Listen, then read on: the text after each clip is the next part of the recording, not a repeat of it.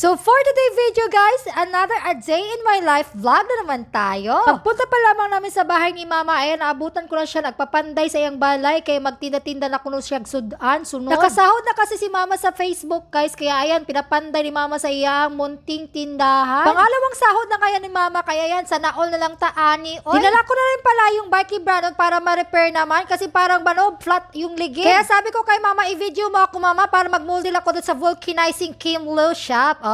Diba? Yung auntie ko pala nag-vulkit sa bike ni Brandon guys. Ayan, sa gusto magpa-vulkit, punta lang kayo dito sa Ruasimina guys. Tapad lang sa amo ang store na Stop and Go. Pangalan ng vulcanizing nila is Kimlo Vulcanizing Shop. Ayan, dera mo magpa-vulkit guys, kay barator Maaga pala kami nagising kasi pupuntahan namin si Roxy. Ibibisitahin namin sa Surigao Pet Doctor. Na-admit kasi si Roxy yung puppy namin kasi nagsuka kalibanga siya guys, nag-LBM. Pasintabi po pala sa mga kumakain. Yan po, nagtatai po si Roxy guys. Tapos